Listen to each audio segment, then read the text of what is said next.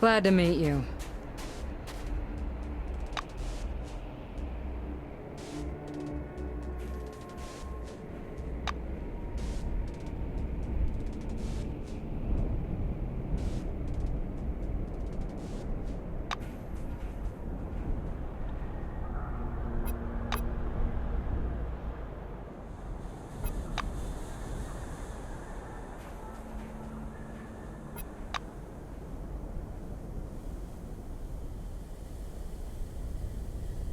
Hello.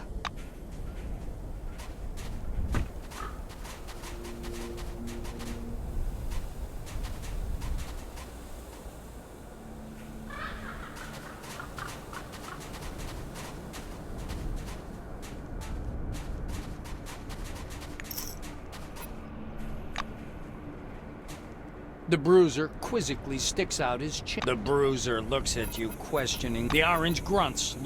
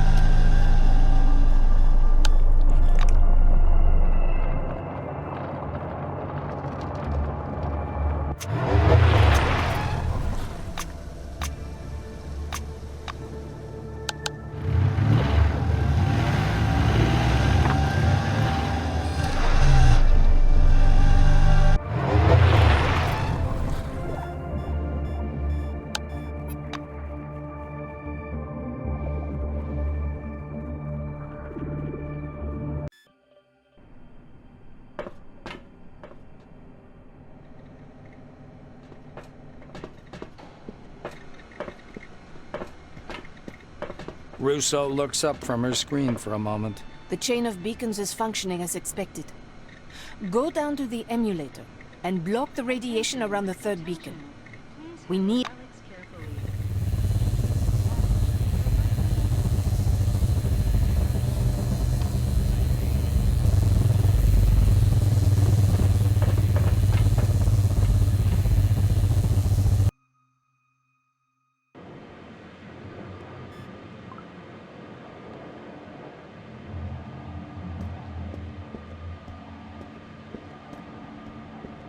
You are once again enveloped in white light, shimmering dense and sparkling like snow. But the Maelstrom itself feels different now. The rotation is fast, jagged, and furious. You can barely maintain your grip. It's also difficult to control it. The connection is weak, and all you manage to do is to reduce the harmful psi radiation to a minimum in the place where Russo planned to camp. Your interaction with the Maelstrom ends at that. The thin line of control slips out of your hands, cutting off the connection. The white space around shrinks rapidly into a dense, gleaming point and disappears. You are thrown out of the session. Lying on a warm metal floor, you slowly regain consciousness.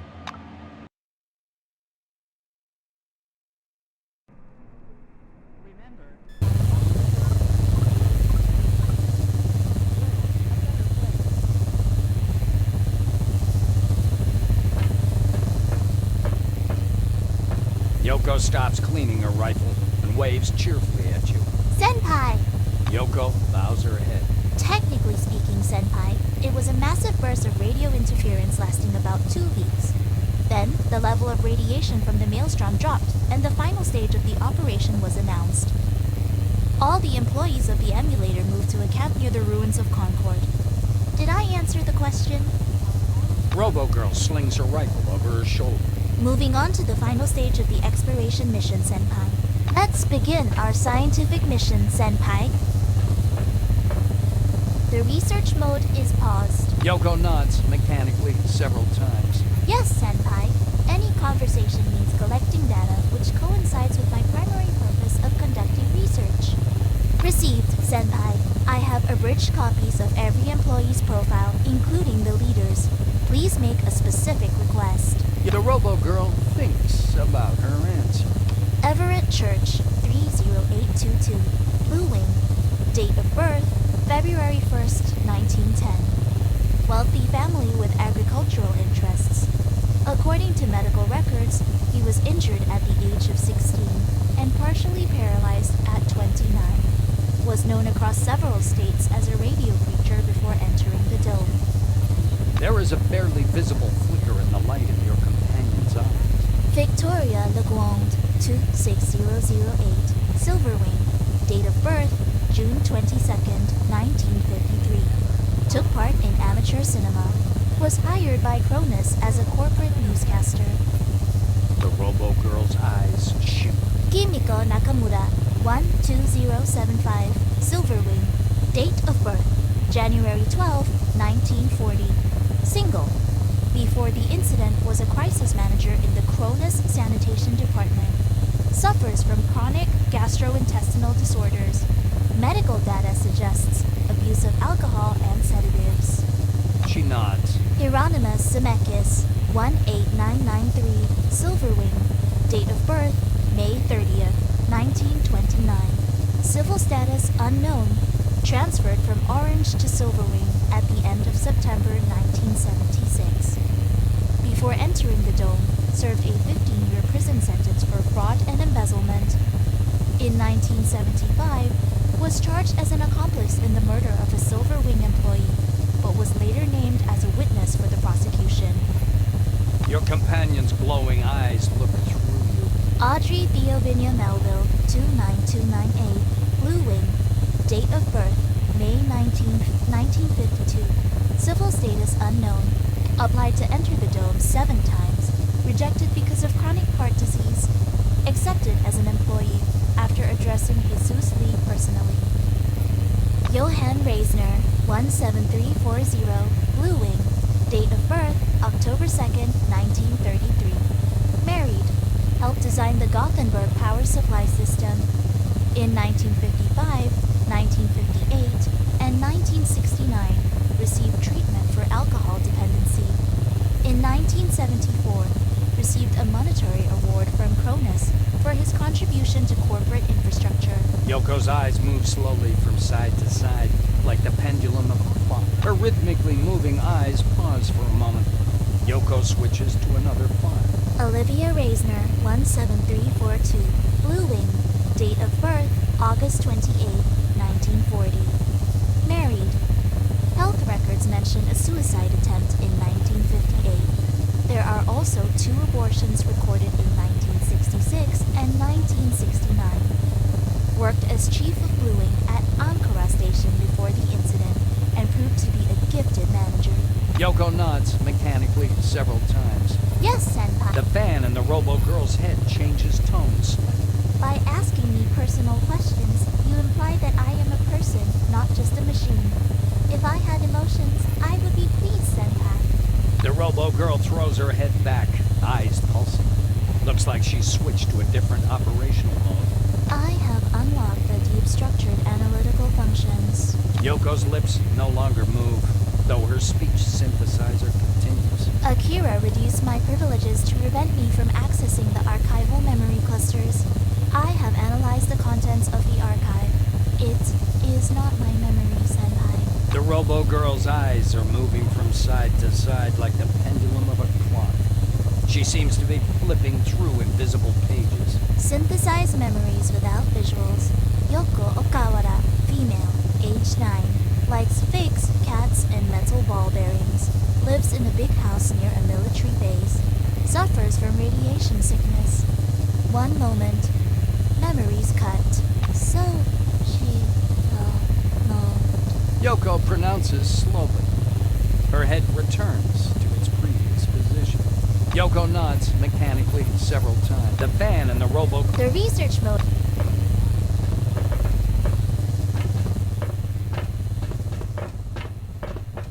Katarzyna, extremely concentrated and thoughtful, looks at the monitor. She sighs in relief when she sees you. Thank God! I watched your performance. Such psychostress is simply incredible. You amaze me. I haven't seen anything like this in my entire scientific career.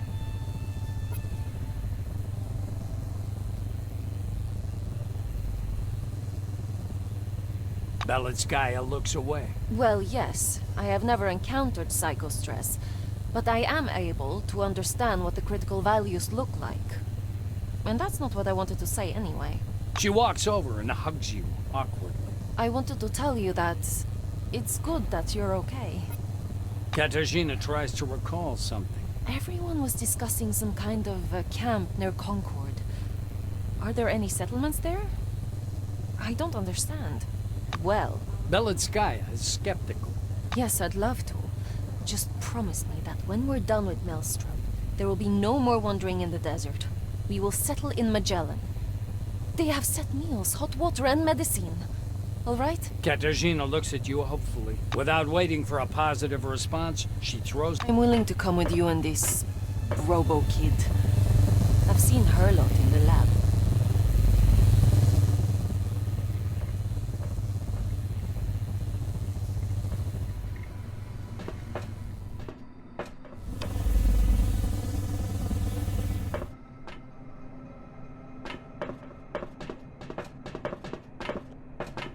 Jack clearly didn't miss you much. In one hand, he's holding a half-empty bottle of whiskey. In the other, a crumpled letterhead with committee symbols written on both sides. He looks up at you. Oh, are you with us again? Cool, you'll be my critic. While I was waiting for you, I came up with this movie. Imagine a guy who breathed Maelstrom into himself and can now shoot it out of his hand, kind of like a superpower. But whenever he does it, there is terrible destruction and everyone suffers, not just the bad guys. Jack gestures with enthusiasm. And the dude starts to worry, walks in the desert and reflects. Oh my God! My gift brings so much suffering to people. And the idea is this. Gradually, he begins to get the hang of it. But not because Maelstrom affects him, but because he himself finds an excuse for all this. Such as sacrifices are inevitable and all that. And in the finale, he himself becomes Maelstrom and dissolves in it. And then he looks for a new wanderer to find a human body, finds one, and takes him over. And it goes on a vicious cycle. And the film ends there. What do you say? Branson looks at you questioningly.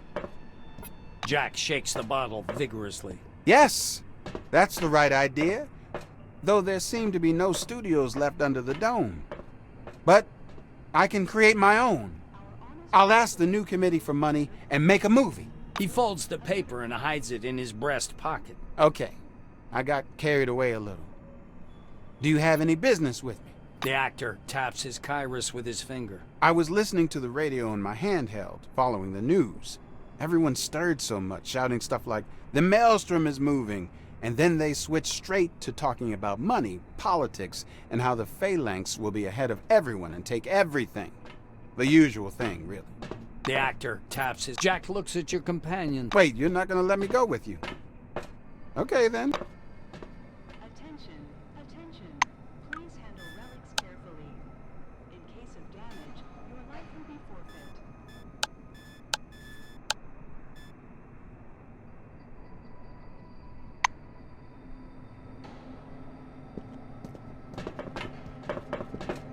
Fox seems surprisingly thoughtful, so much so that you can easily tell that even through the mask. I heard you talking to Maelstrom. We'll go straight to it, right? She looks at you with sore eyes. The head was itching. It's better now. The woman bangs her fist on the skull. Glancing around, Fox... Are you leaving? Crump greets you with a dry, approving smile. Well, how's your head?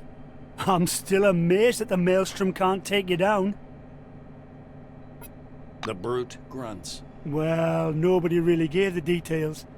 I guess my face doesn't inspire much confidence. But as I understand it, you did it. The Junktowners say that a camp has been set up near the ruins of Concord, and all the bigwigs have gathered there. I'll be at Concord. Give me a shout if you need anything. Crump.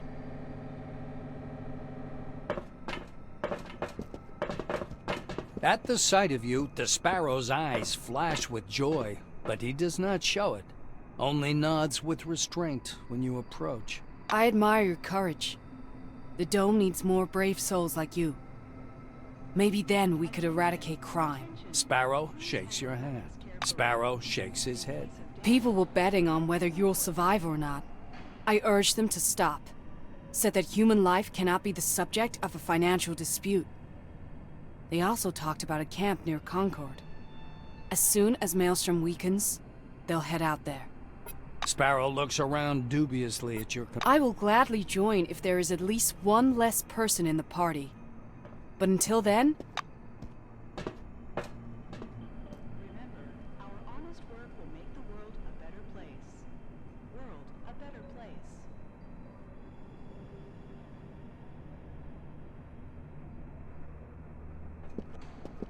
Belitskaya casts around nervous. The White nods cautiously. Okay, just don't ask. I'm not that interested in politics. Who do you want to hear about? Katarzyna frowns. Bitch. I hear she has no private life whatsoever. So she sleeps with all her bodyguards. Well, not literally all of them, but... Honest work will make the world a better Belitskaya makes a hopeless gesture. Well, I heard about him back in the days of Cronus. He is said to have been released from prison for a bribe and immediately transferred to the Silver Wing. How's that for a promotion? But maybe this is not true. She grows thoughtful. Audrey. I don't know anything about her. Your companion leans over to your ear. I heard this Olivia wasn't as big of a goody two-shoe as she seems.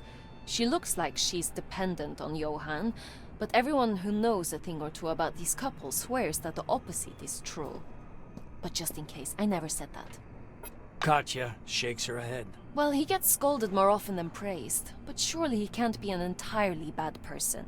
I think he's a genius. I'll tell you before I forget. You don't mind, right? Right? She interrupts you without even letting you finish the question. She and I arrived under the dome in the same group, and in my opinion, we even got along somewhat. She seemed so, reasonable to me. She loved her job so much. Can't believe that she now lives in a landfill and kills people. The White throws up her hands in indignation. The White nods. What personal questions? Katarzyna shrinks angrily. I asked you not to bring up what happened at the station. Okay, I got tricked, slandered. That is Not in everything, of course, but some of it I really didn't do. Look, they are all involved in this, and so that they could continue to steal further, they needed a scapegoat. And for some reason they made me that. You know, this is very insulting. When I say I want to find a home, I don't just mean a clean bed, hot water, and electricity. The White's voice begins to tremble, noticeably. She sobs softly. I just want to know that they won't chase me away. They won't despise me for who I am. That this house will really be a home. Belitskaya dabs her eyes with the back of her hand and looks at you guiltily. Sorry, I freaked out. Let's talk about something else. The White nods.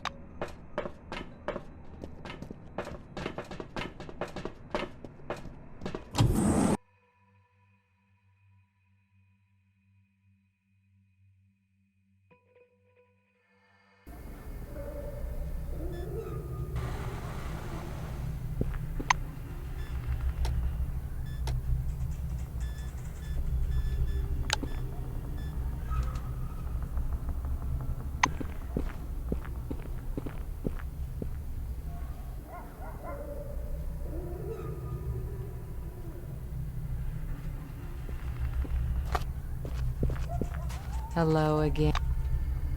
Goodbye.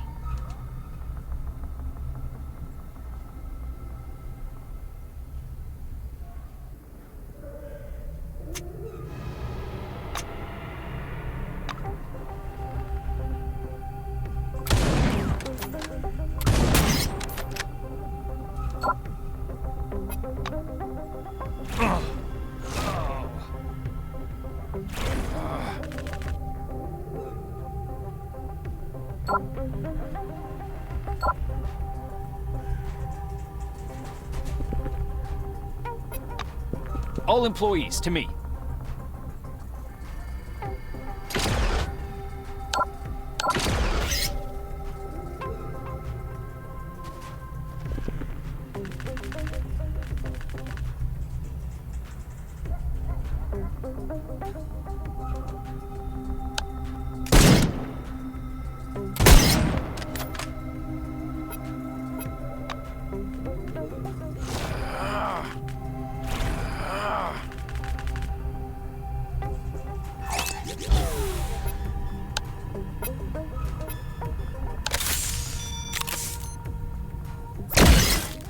Why the hell did I join?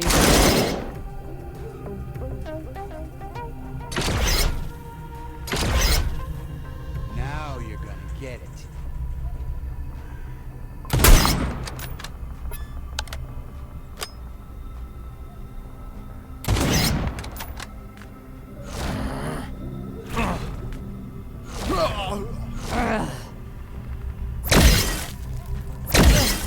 Rats are so disgusting. Why the hell did I join Cronus?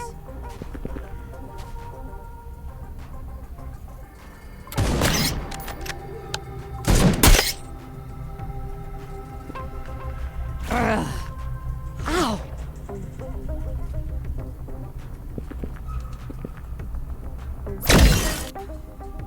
I hate these damn rats. Well, here goes nothing.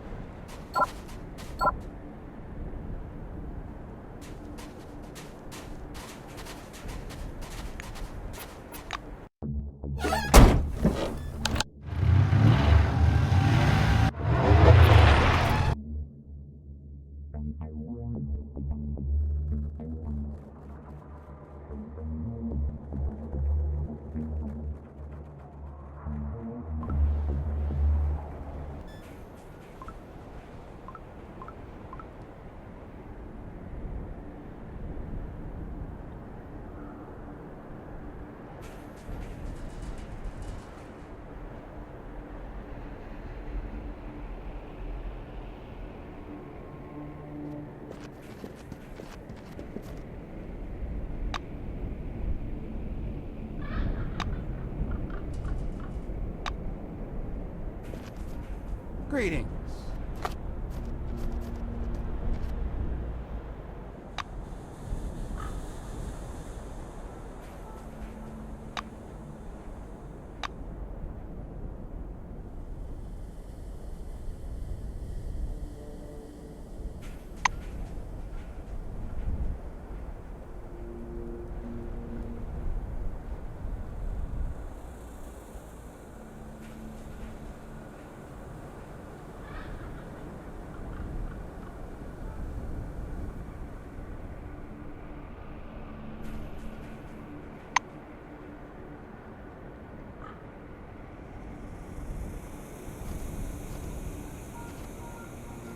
Good day.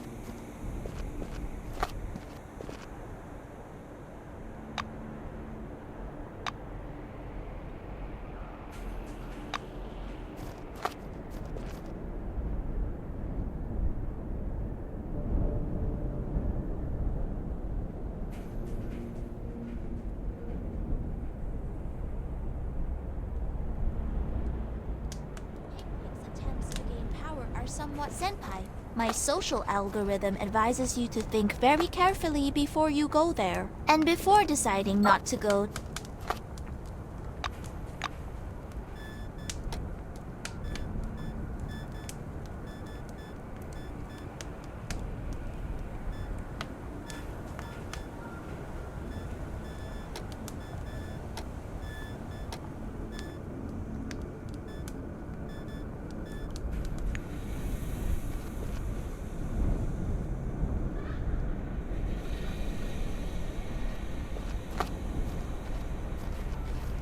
Hey, is it really you?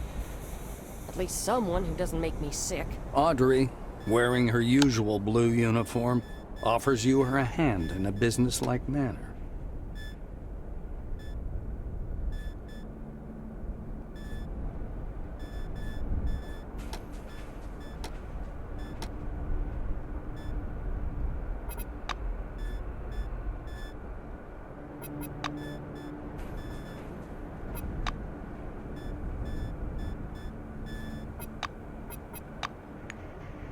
The blue leans closer to you. Honestly, I don't know why I'm here. I'm not going to participate in carving up what's left of the dome. Too bad you can't share in my convictions.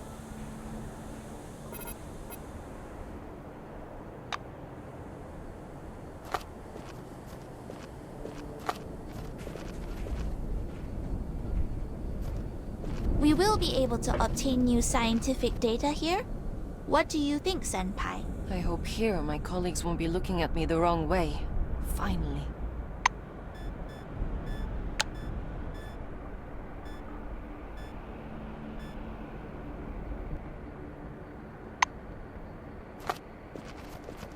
Henrietta, wearing a white wing field service dress, greets you with a mock military salute. I report.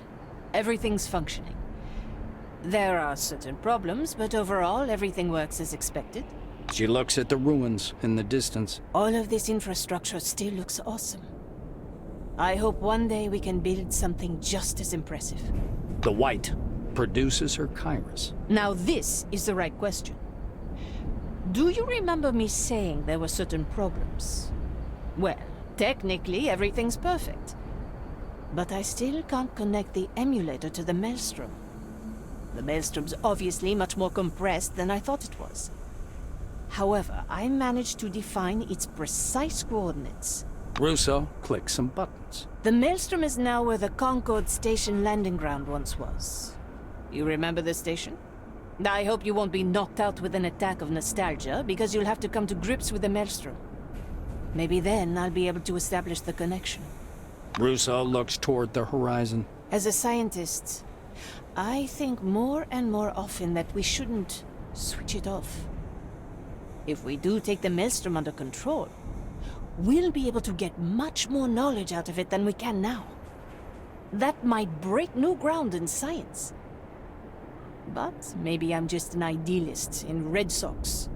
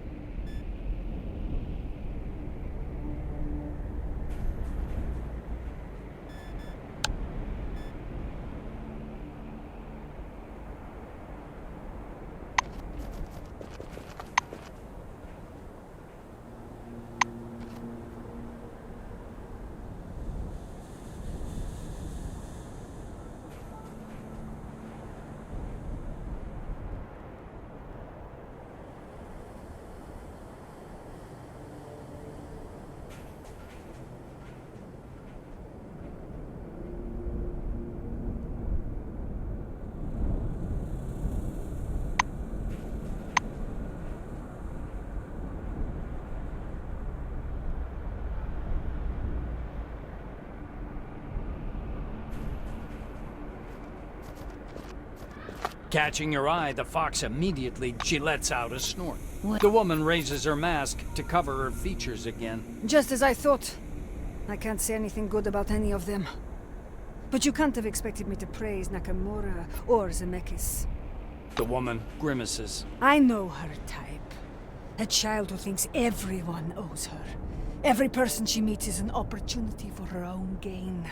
She's always looking for a way to collect an imaginary debt from you. Fox tenses slightly. A very talented and dangerous person. I can't understand how he's still alive, and why they're doing business with him. He has the new Hitler written all over his face. Your companion smiles faintly. I'm rooting for that girl. But once the picnic gets bigger, she won't be able to handle it. Fox grimaces. I don't like them. They act as if nothing exists outside their own damn family and their shitty problems. Your companion produces a hostile grin. I don't like him at all. Fox takes off her mask and lays it on her knees. Examines her features. If you think about it, she's just a crazy broad reigning over a bunch of psychos in a junkyard somewhere. But they believe in her. It doesn't matter who she is. What matters is her status in the tribe.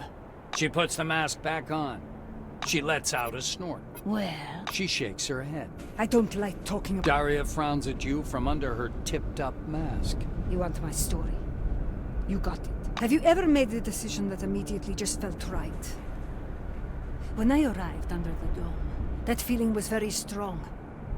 I was meeting friendly, enthusiastic people, and I never felt like a stranger among them. The construction of Magellan had just begun, and we were all passionate about the process. We worked side by side.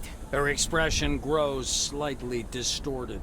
About 5 months later, I realized that the fox in my head had simply disappeared. And I was relieved to let her go. I thought, why do I need her when I have real friends right here with me? She grins.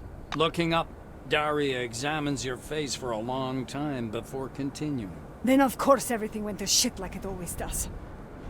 You know that stupid feeling, when everyone around you is starting families, and all the old friendships fall away, and you're left standing there like an idiot, thinking, where did I go wrong?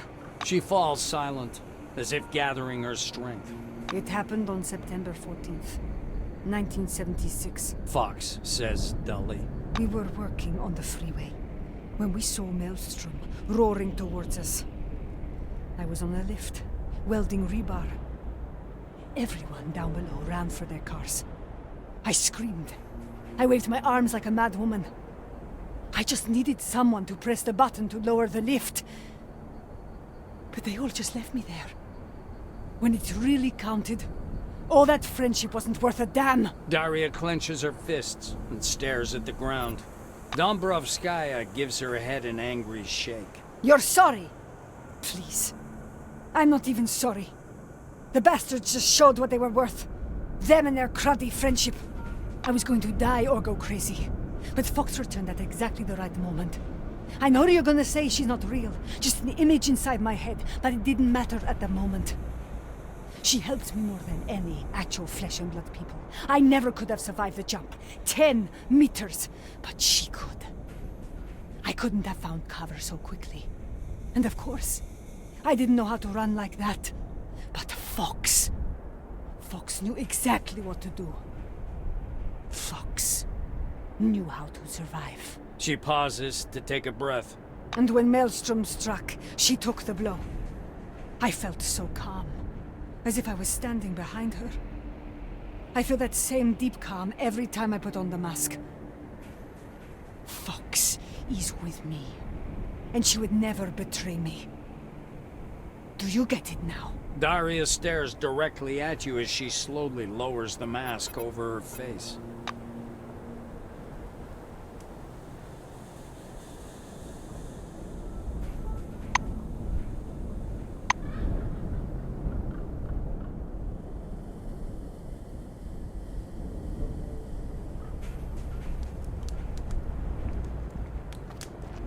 We can help Carmine Heights and carry out a social experiment to reach a compromise.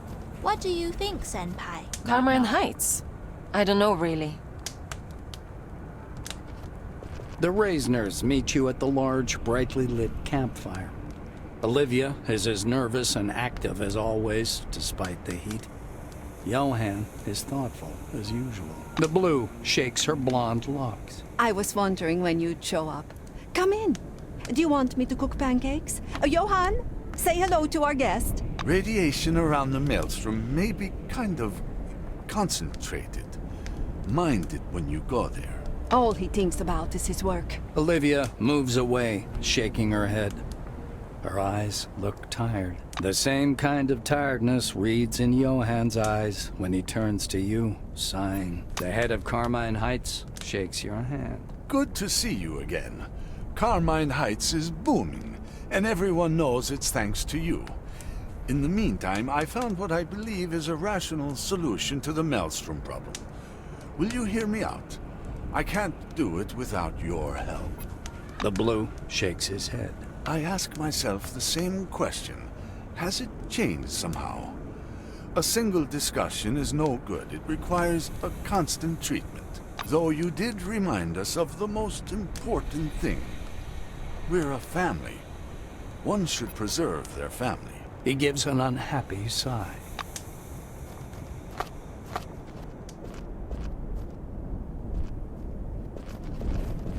Hugging her shoulders, Karma Ishtwani paces nervously around the camp. You approach. Karma's wearing an expression of contentment instead of her usual contempt. I don't want to rush to any conclusions. Things may still change, but so far your influence on Carmine Heights has been exceptionally positive.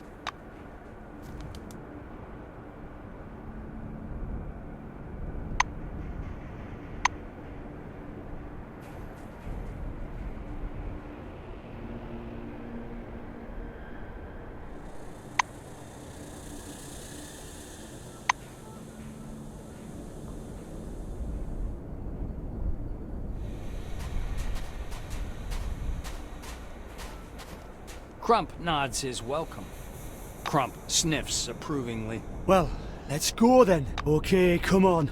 Just tell that Katarzyna not to bother me. Lies a lot. The Bruiser quizzically sticks out his chin.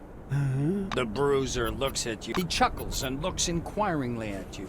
The Bruiser's expression is full of rage. I know such folks. They're iron fists. If they get any authority, we're all fucked. The Orange shrugs. He's a feisty little prick. This whole story with the Maelstrom only plays into his hands. Clearly, he's just enjoying that. A strange, almost paternal expression flickers in the eyes of the Bruiser. The girl's trying her best, but after a dozen years, she'll be sick to death of it. The Orange squints slightly. Someone told me that woman does everything for her man, but I see that she doesn't give a fuck about him. It's just a habit, and well, they don't make for good bosses. The brute slowly spits saliva through his teeth with contempt and eloquence. Crump suddenly bursts out laughing. Ah, it's all so simple. There is a queen, she's important, but basically doesn't do anything. Just like back home. They're not that crazy after all. The bruiser looks at you quick. The orange grunts long and hoarsely. The orange grimaces. Quit bothering me, Freud. My stepdad used to beat me like a bitch. For all kinds of bullshit. He kicked me, hit me with a mop handle and so on. If I would have met him now, I'd kill him for sure. Wish I remembered what he looked like. It was him who cracked my head like a watermelon. I've been getting in all kinds of fights since then. And my memory fails all the time. Crump touches his bald skull. His fingers stiffen, slowly and carefully feeling the scar. When he broke my head, I suddenly saw my father. As if he came to me, crying. Pressed me to his chest. His shirt was wet with blood. There, under his shirt, The orange's eyes widen. he had a steering wheel on his chest. A tattoo. He's been in the Navy. I don't remember him, but the tattoo. Yes, exactly. There was a tattoo. Crump nods his head, repeating helm tat, as if trying hard to imprint it on his memory.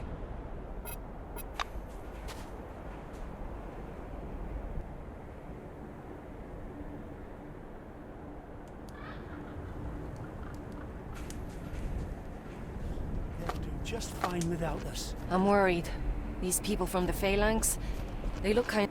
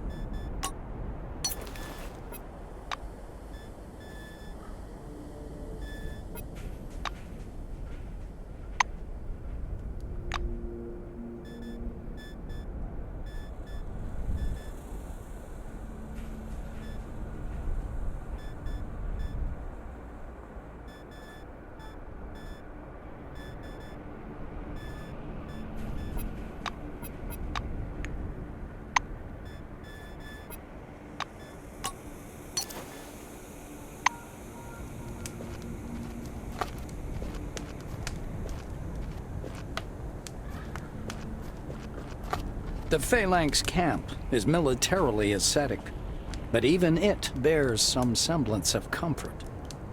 A table with a lamp and some documents is standing by the fire, and a golden statue of Christ is sitting in a chair nearby.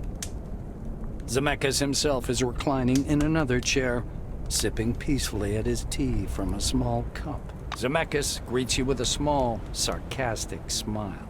Look, Wizir. I guessed you were still deciding whose side you're on. But it seems you've finally come to a realization. Or you are just weighing your options. It's probably one of those two things. Not now.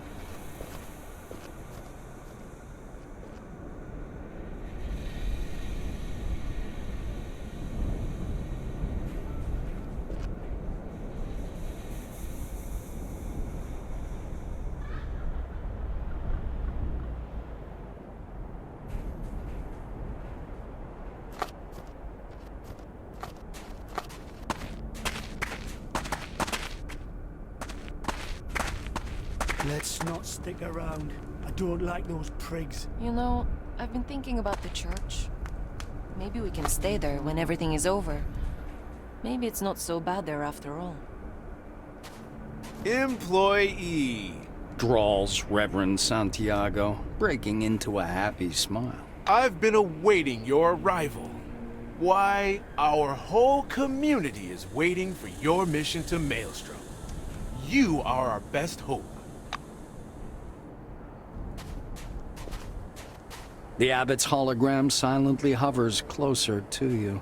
Ah, the one who survived Maelstrom. Good to see you again. His expression is almost tender. Nakamura made you serve anyone and everyone, so you wouldn't be free to choose a side. But I see that in your heart you've chosen us. You didn't come here simply out of curiosity. You're trying to puzzle out what to do with Maelstrom. And I have the answer. The old man smooths his robes with flowing motions. The Church's position regarding the Maelstrom is long since expressed.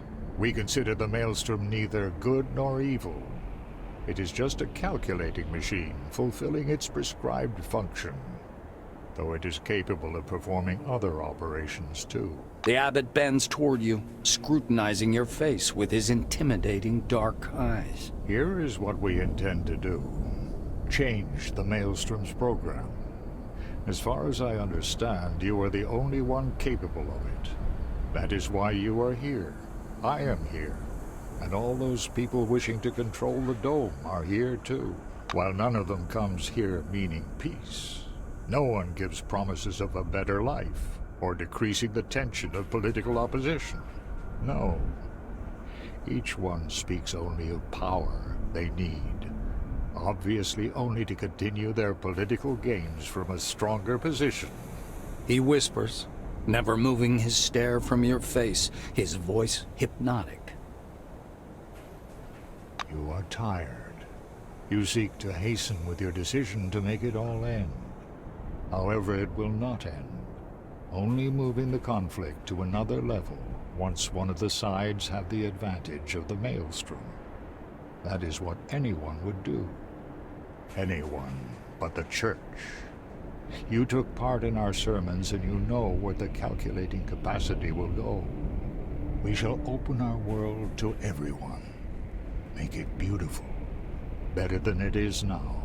The excited abbot falls silent. His thin fingers fiddle with the folds of his robes. I remember your speech during the Mass. I had the feeling that you, though maybe only partially, shared our ideals. Yet now is the time when simply sharing or even supporting the Church's views is not enough. Now is the time to make decisions. The abbot waves his translucent hand, leaving a glowing scarlet trail. I have sent you a special program. If you manage to adjust it to the Maelstrom's frequency, its entire calculating capacity will be in the Church's order.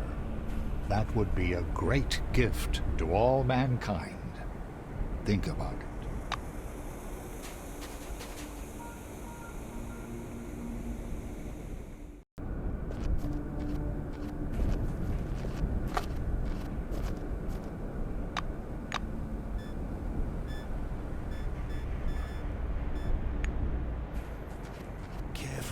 Fools. You're not going to help them, right? No, really, tell me you won't. A roughly nailed together wooden stage hangs over the yelling and shifting crowd of fops. A makeshift guillotine with an enormous blade standing on top of it. Standing on the scaffold, Victoria waves at you. Hey, Knight! I knew you would be here and would come to serve your queen one last time. Victoria looks at the guillotine. This is as obvious as it is right, Knight. You will carry me to the Maelstrom. She frowns, adjusting her crown, which slipped sideways a bit. That is curious, even. Why those stupid questions, Knight? Could a queen want anything other than that? Victoria chops air with her hand. Nonsense! Once we subjugate the Maelstrom, we will have so much ice cream that our throats will freeze. Enough of that wriggling, Knight. Will you help me or not? That is a shame. Well then, Victoria passes her thumb across her neck. I need you no more. A crowd of armed fops begins to surround you.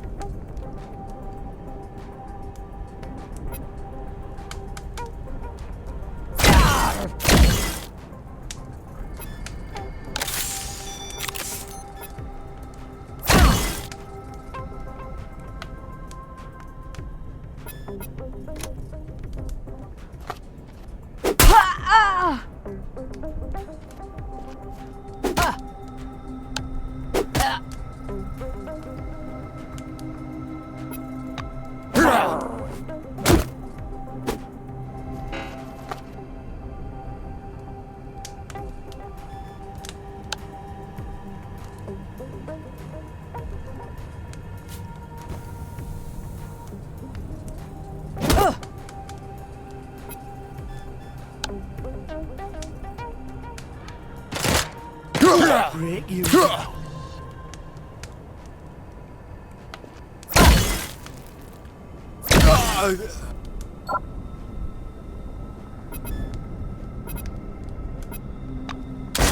Now it's my turn.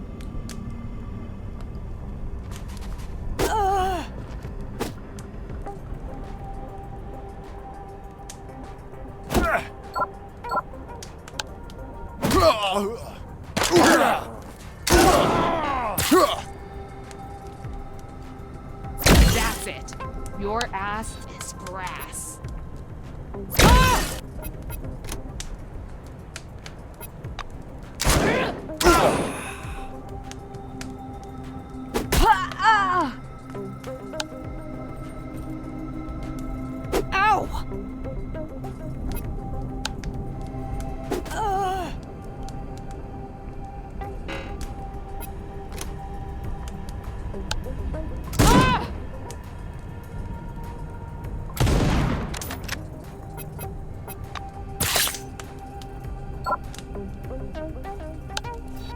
That's it.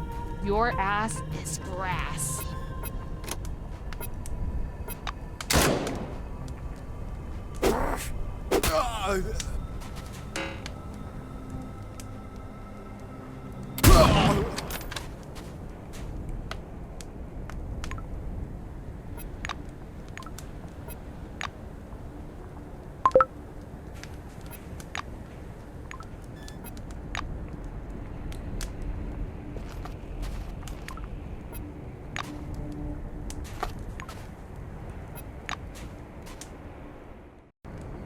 Johann, as she taps her husband on the back lightly, making him pay attention to you.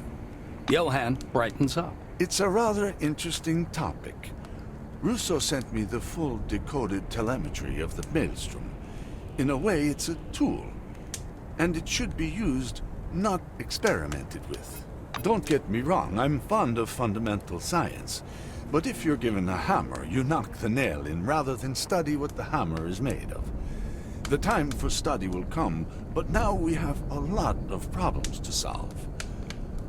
Maybe the Maelstrom could be made to work with the isosuits. He is lost in thought again. Olivia peeks from behind Johann's shoulder. All I heard is just a lot of problems. And that's it exactly. If the Maelstrom is a tool, let's use it to solve problems. We need water, we need proper weather. We have to solve the problem of infertility inside the dome. You keep talking about technology so insistently, as if it were the only thing that matters.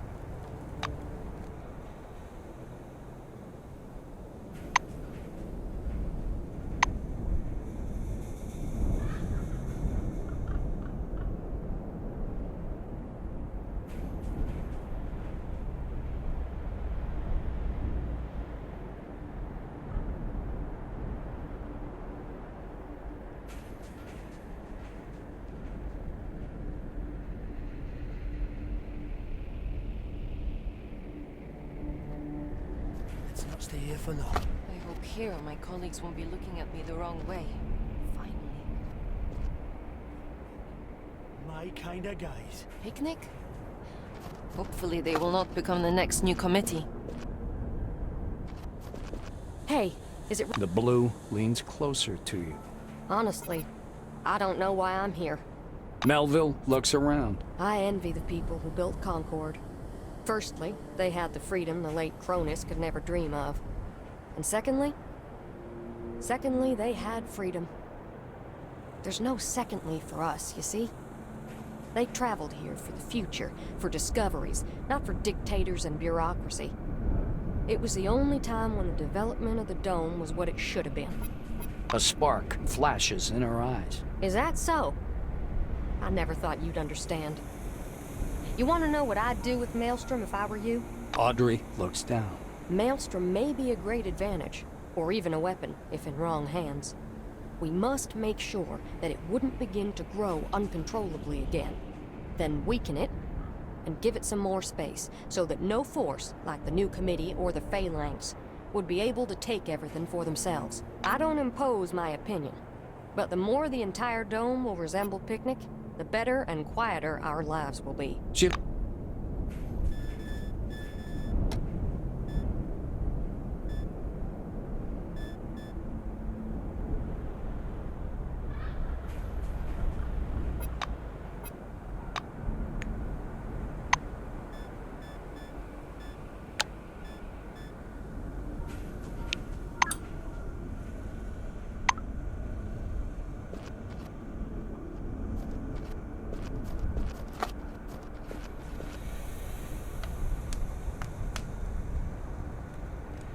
Some advice? Don't make deals with those fascists. It's up to you. But I don't think helping the new committee is a good idea.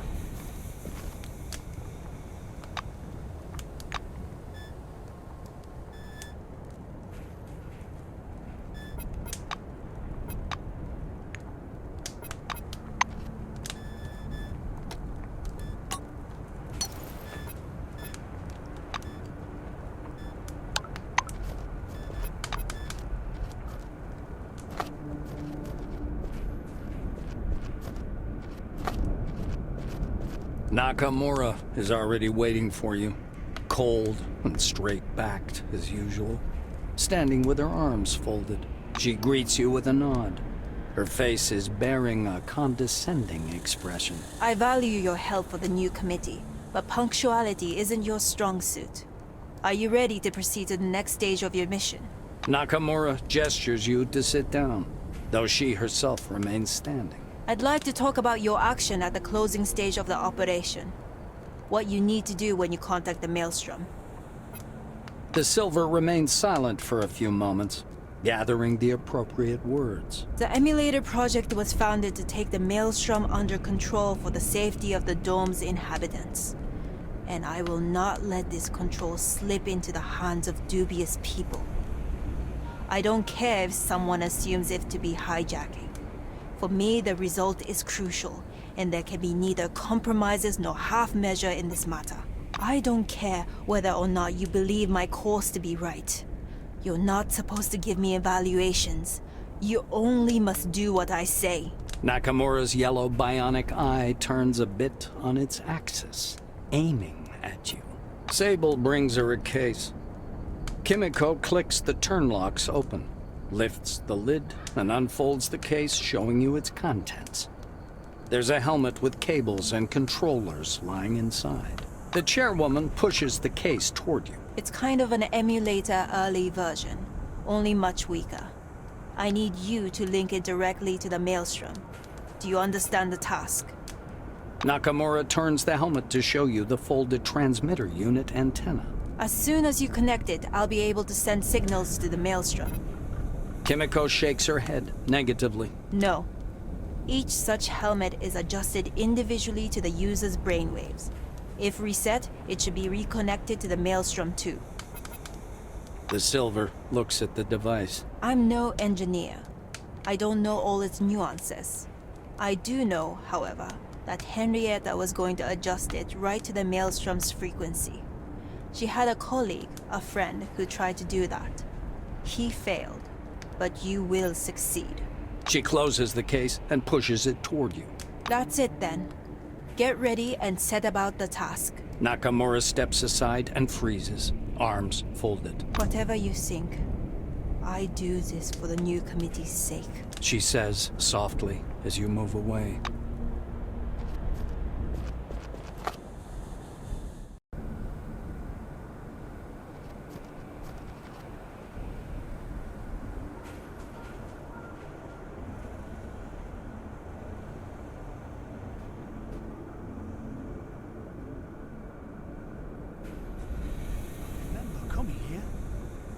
He shouldn't have. Oh. At least one capsule was intact.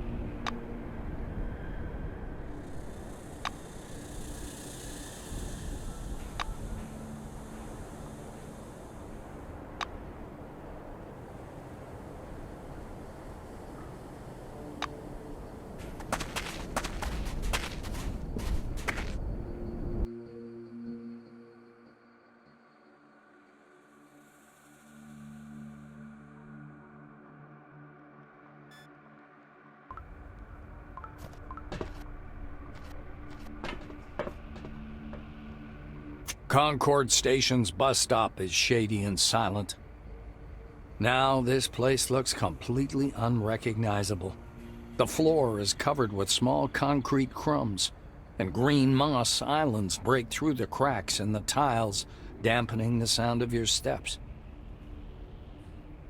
The metal doors leading to the station suddenly begin to tremble, slowly shifting to the sides. Primitive automation and reliable light sensors still work despite all the cataclysms. Several people appear in the doorway. They have no insignia and uniforms, but they do not look like bandits. They must be from Picnic. You freeze among the ruins, trying not to breathe or move. For a while, the fighters wander around the hall, discussing the noise they heard a few minutes ago in an undertone, and then leave, dissolving into the crumbling corridors of the station.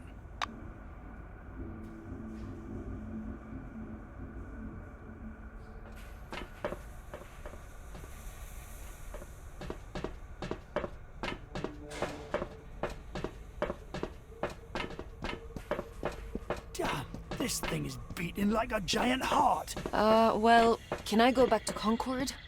I really don't want to be anywhere near Maelstrom.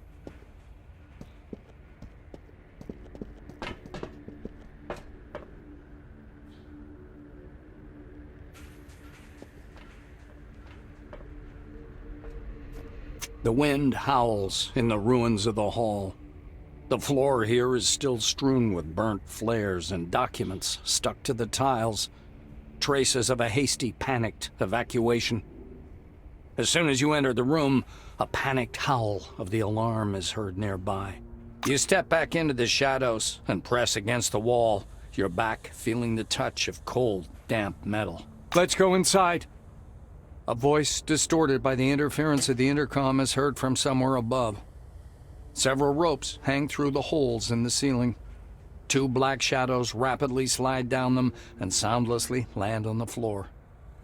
After them, clutching the rope with trembling hands, a girl in a silver jacket slides down. Stopping in the middle of the hall, the blacks look around for a while and then lower their weapons in frustration. "All clear. Madam Administrator, I propose to relocate." Probably just a rat. After a brief conversation, the Special Forces leave. The Silver follows after them, writing something in her handheld.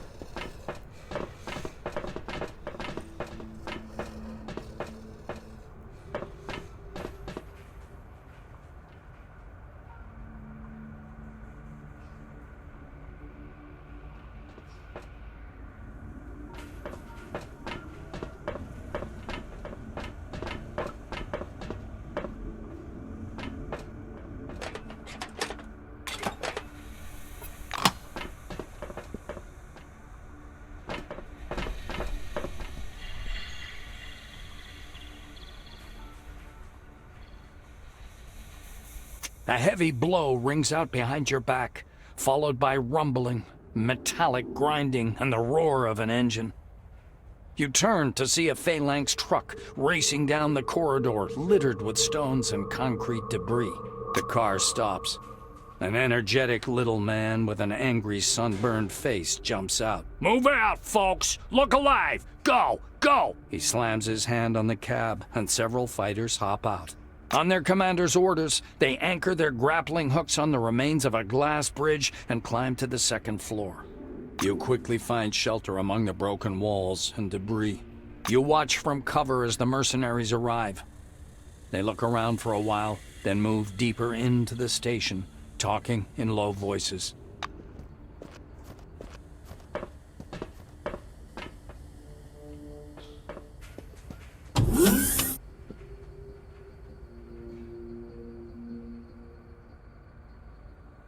Can I go back to Concord? I really don't want to be anywhere near Maelstrom.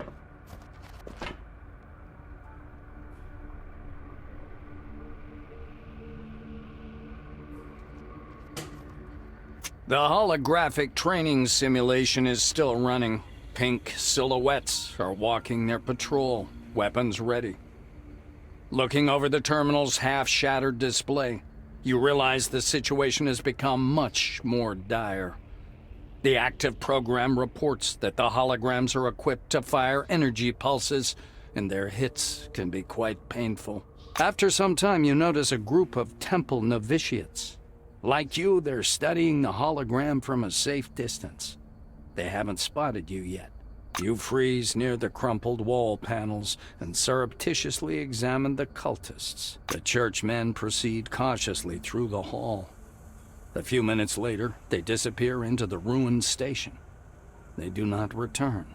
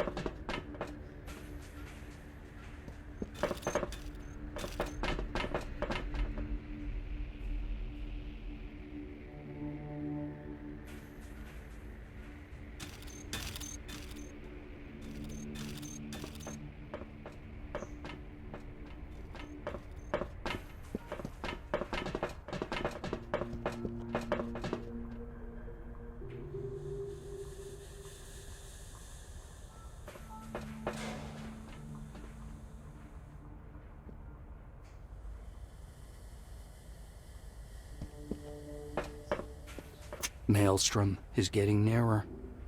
The increasing vibration and tense crackling of your Kairos Geiger counter attest to it. Beyond the door at the end of the corridor, a ragged white storm is raging, and yellowed sheets of paper now and then flap against the dusty glass in the gale force winds. A strange rattling sounds from the restroom. The noise gradually increases in volume until it explodes into a cacophony of breaking porcelain and gushing water. Almost simultaneously, fountains of sewage erupt above the toilet stalls. This disaster is followed by a discordant cry of victory. A powerful kick throws the toilet door open, and 3 fops come out of the stall. You're hiding in the ruins of visitor registration. The fops run to and fro across the destroyed lobby, screaming, turning over chairs, smashing light bulbs, and urinating in the flower pots. They don't seem to have any motive, but are simply reveling in rampant chaos. When they run out of breath, the fops return to the bathroom, from which come the sounds of flushing water and gradually receding voices.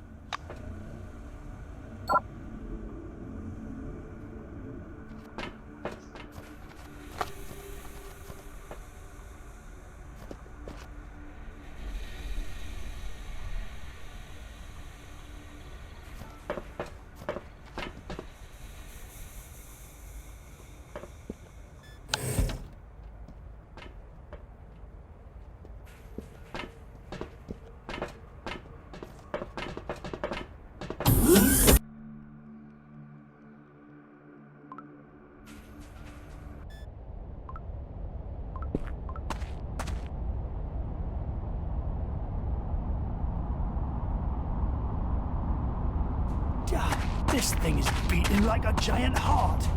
Well, can I go back to Concord? I really don't want to be anywhere near Maelstrom.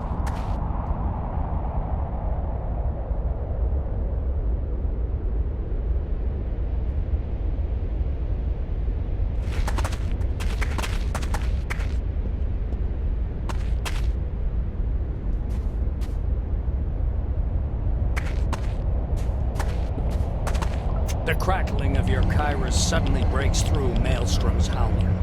Pulsating purple waves ripple and flex in the glowing air as if boiling about the invisible border. You throw your head back to see Maelstrom lazily swirling directly above you, but an unknown anomaly is blocking your way. It's almost imperceptible, but probably extremely dangerous. Green rays flicker across the surface of the anomaly, outlining its spheroidal shape. Data scrolls up on your scanner display.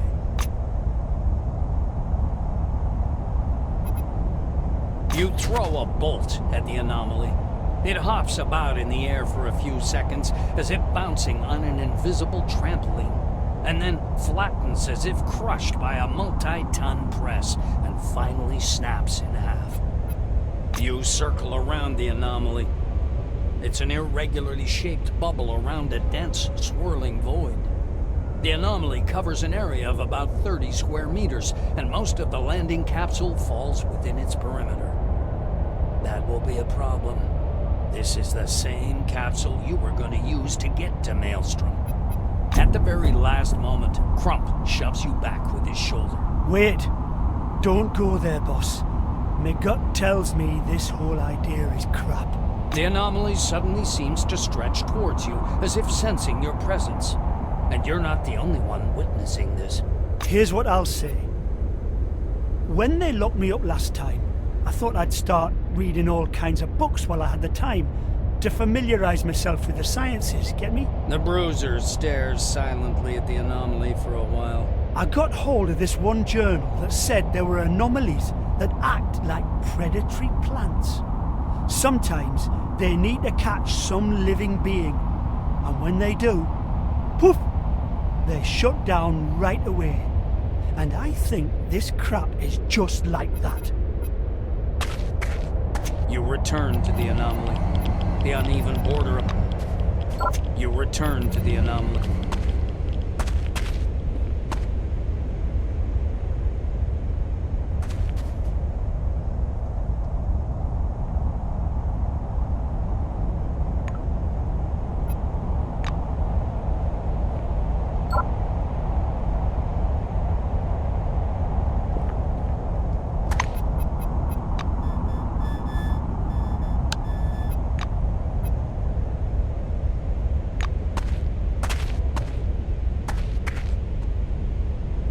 You return to the anomaly.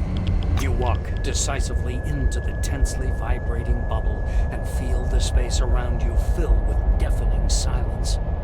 Your ears pop. From your peripheral vision, you notice a rapidly approaching shadow. You turn to see Katarzyna. Despair gives her strength. Screeching in horror, she grabs you around the midriff, and the two of you literally fall out of the vibrating spatial bubble. The anomaly surrounding the landing pad begins to change. The vibration around its perimeter grows more rapid and chaotic, as if engulfed by a transparent flame. A moment later, it disappears with a soft poof. The way is clear. Belitskaya clings to your shoulder. Don't do that again, okay? Getting used to watching people you know die. What could be worse than that? The Bruiser gives you a sullen look, then strikes the ground with his huge fist, enraged. I'm still angry about your shenanigans. It's cool you're not worried about this stuff, but it looks to me like you're on an important mission. Katarzyna gazes after you in concern. Hey, take care, all right? You look back at the ruins of the landing pad once more. A purple glow seems to have frozen in the air. Somewhere high above your head, the transport capsule's cables vibrate like giant guitar strings. Maelstrom is already near. All that remains is to take the last step.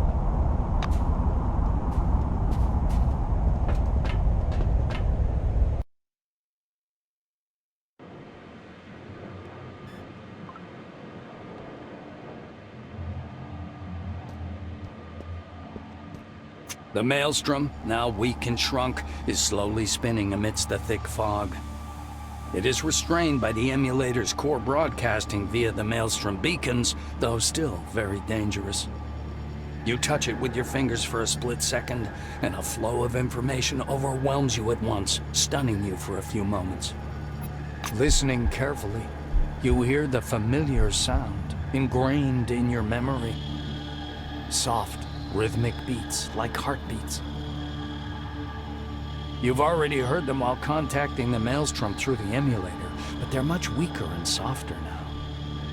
The surface of the Maelstrom unfolds slowly and as if reluctantly in rhythm with the beats. Your mind opens toward the white nothingness as if hanging in midair. And something living inside the Maelstrom, invisible but perceptible, freezes in front of you, awaiting your command.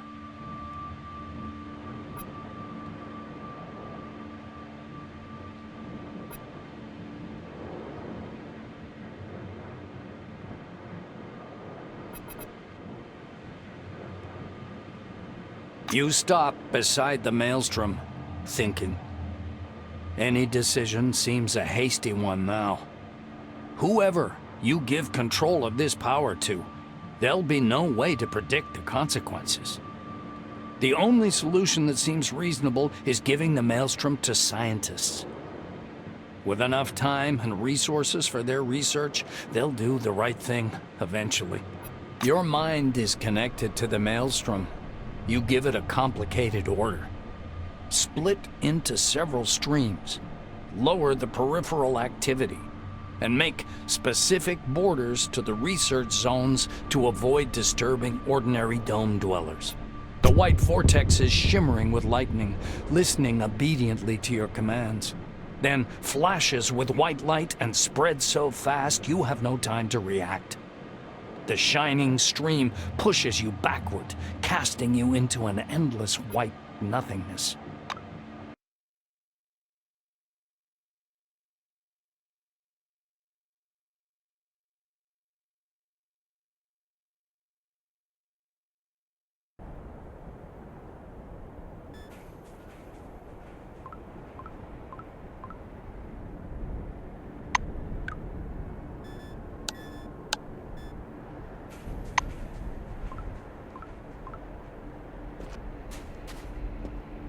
Yoko looks at you with glowing blue eyes. Research mode.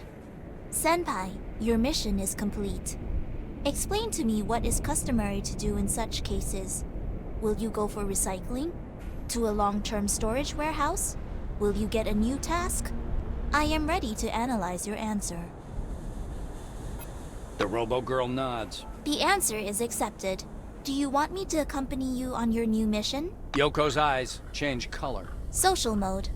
I received an answer to my question. Ready to answer yours, Senpai.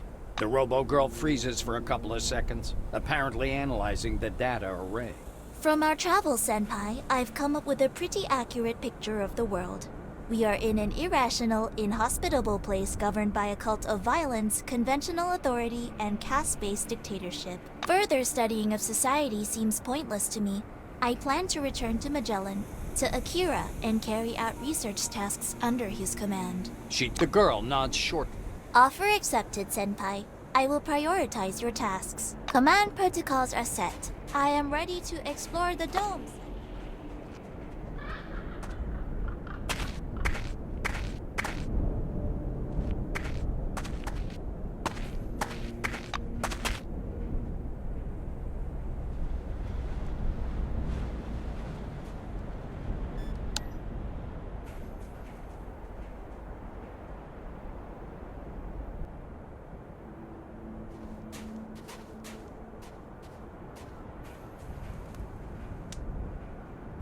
Hanging her head, Fox is listening to her own feelings. The woman looks up at you in a completely non-aggressive, almost pleading manner.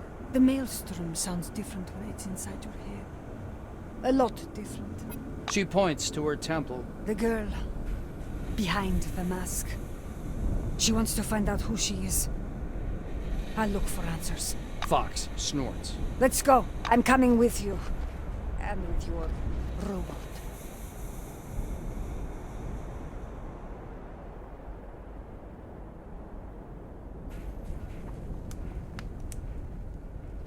I smell discord. We can help Carmine Heights. Both Johann's and Olivia's faces show the same unreadable expression of displeasure and disappointment. As different as they are similar now. With the kind of similarity only spouses can sometimes show. I just can't understand you. Johann shakes his head, disappointed. Olivia stabs you in the chest with her finger, furious. You merely exploited us. I hope you're happy with the outcome. Olivia throws up her arms angrily and goes away. Johann watches you, confused, and says nothing.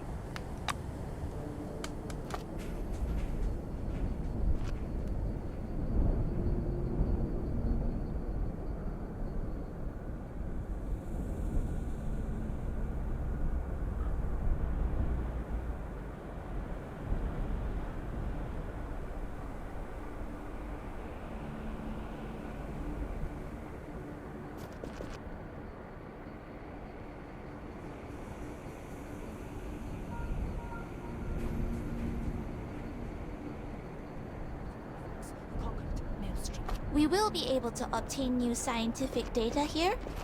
Yellow dust is still hovering in the warm air, not yet settled down completely. Russo is standing near her tent, looking both peaceful and lost.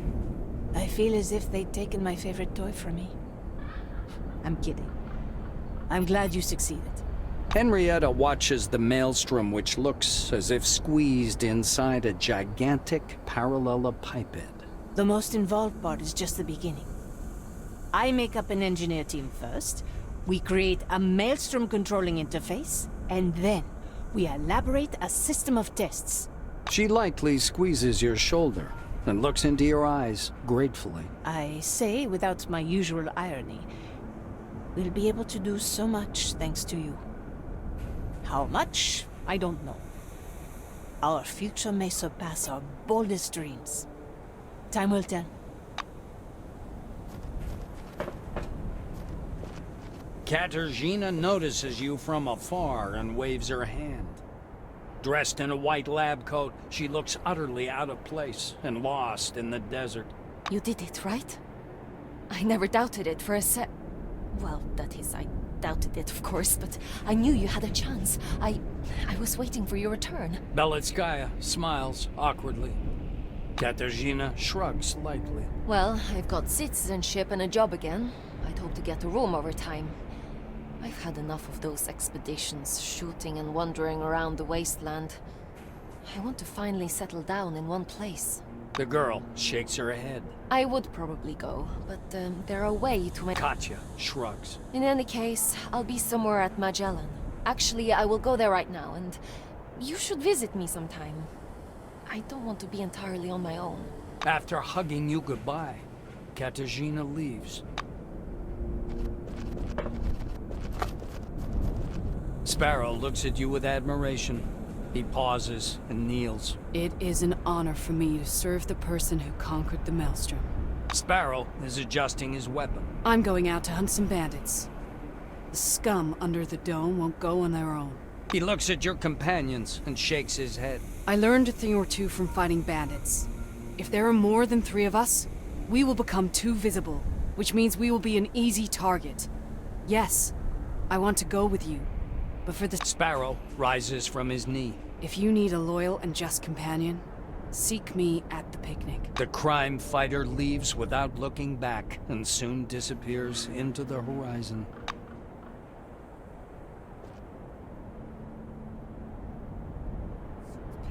Picnic's attempts to gain power are somewhat self-contradicting, right, Senpai?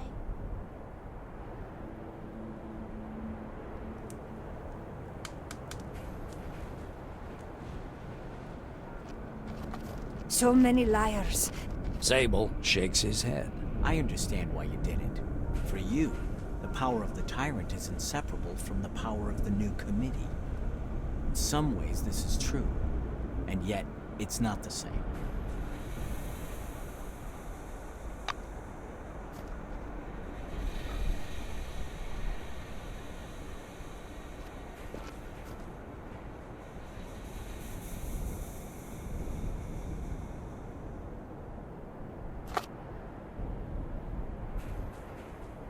Good day.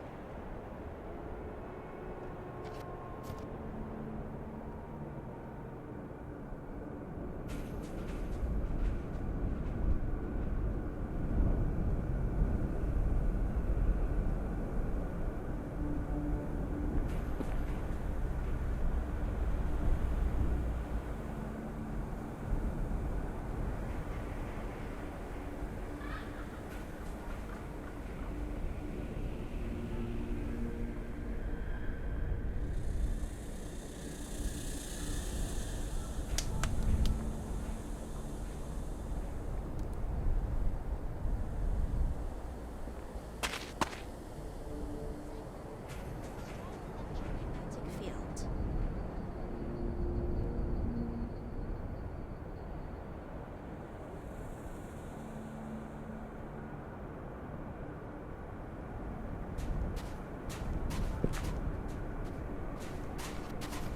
Crump looks back at the ruins of Concord, then looks at you and nods slowly in approval. Well done. The bruiser's face turns serious. Remember we had a rap about the tattoo? So I thought I should go out looking for my old man. Already got a clue for where to look. The orange snorts and shakes his head. Nah, you got a fuck ton of people with you. Were it less, maybe I'd agree. He pushes you in the shoulder in a friendly manner. If you want to remember the old days, come see me at Beth's bar. The brute leaves without turning back.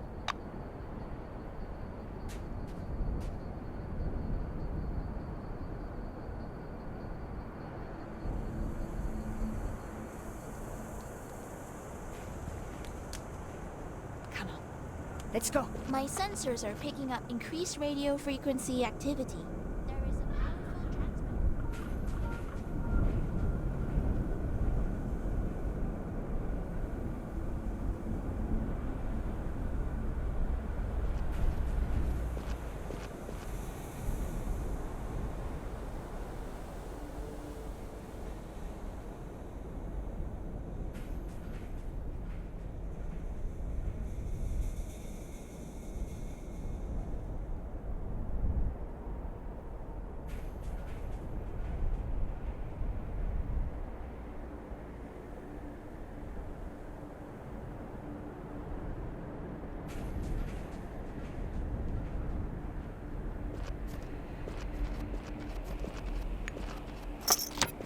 Another milestone in the history of mankind has come to an end. Maelstrom, that you have awakened in the excavation zone at C-12 Nashville facility, has remained completely unexplored, much like the civilization of the forefathers that created it. Of course, Maelstrom was neither good nor evil. It probably turned out to be just a tool that humanity simply was not mature enough to wield. Perhaps it was a communication interface that tried to unite the minds of all the people under the dome. Or a security system that warned us against getting into contact with something unknown and dangerous. Or a creative force that transforms the world and awakens supernatural powers in some individuals. One thing is indisputable. Maelstrom, lost in its own creation, gave rise to your incredible mind. And once in your hands, it gave you the opportunity to change the fate of the world completely. When it came down to making a choice, you followed your conscience and put your trust in someone whose intelligence, sincerity, and good intentions were never in doubt. Henrietta Russo and all her scientist colleagues under the dome received a truly luxurious gift. An enormous, insanely complex anomaly ready for their research and experiments. Maelstrom was split into many foci with different properties and well-defined boundaries. Although your decision had political consequences, nothing much changed at first. Life under the dome went on as usual. Thanks to your help, the new committee's power grew manyfold. The former Cronus became a totalitarian, bureaucratic empire. After defeating the Maelstrom and wandering around the desert to your heart's content, you returned to Junktown and took the mayor's chair. Upon improving your relationship with Bethany, you took on a course to build a thriving capitalist community. Since Spengler, who lost his position as sheriff, left the settlement, you also had to take on the fight against crime. But you did not achieve much success. Junktown remained to be a rather dangerous place. The many-fold increase in controlling policies made life in the new committee almost insufferable. Magellan people raised a revolt, which was put down with a heavy hand. Elections took place in Carmine Heights. The Reisners kept their position. Your help had a significant effect on the settlement, and the community learned its lesson. Peace among its members became the highest priority of its internal policy, and eventually led to the creation of the local parliament. The long-lasting, simmering conflict which had been ruining the marriage of Johann and Olivia gradually faded. The now wiser spouses managed to build a balanced settlement, combining both powerful scientific potential and productive agriculture. With the passage of time, Carmine Heights managed a small but technically equipped army to protect the Republic from invading forces. Zemeckis' embarrassment from losing the elections in Carmine Heights didn't last long. Hieronymus channeled all his passion toward transforming the Phalanx, trying to turn it from a private mercenary army to something bigger. One could say he failed. The false database you gave him did not allow Zemeckis to lure the new committee's key employees away, which was necessary to develop the Phalanx's own scientific projects. The Phalanx remained a community of mercenaries. The pocket country created by Hieronymus decayed gradually, becoming totally unpopulated after a couple of decades. Zemeckis himself died in 1999 after a long illness, seeing for himself both the rise and fall of the Phalanx. Your actions concerning the church were somewhat contradictory, and so played no significant role in its fate. As the new committee grew stronger, the church's position worsened. Its adepts started being harassed. The church was eventually eliminated by Kimiko Nakamura's decree. As for the picnic neutral zone, it degraded slowly for many years. Your help proved to be not enough to provide its autonomy. The sudden and, more importantly, pointless death of the Queen was a hard blow to FOP morale. Just a few years after losing their leader, the FOPs dispersed across the desert, leaving no trace of their former force. In the hands of White Wing, Maelstrom began a new scientific era. The next 2 years of research revealed more about the dome than everything that had been learned before. New drugs were developed to completely counter radiation sickness and cancer. In 1983, the prospect of escaping the dome and reversing the infertility problem were but the first of many glorious achievements for mankind. The scientists had no desire to become a political force, but nevertheless their influence changed society under the dome forever. The future continued to be uncertain, but now at least it was in good hands. Though it became obvious much later, after many years, by that time, the desert had covered your traces. Though the tale of what you'd done is still alive, and will stay like that till the end of time.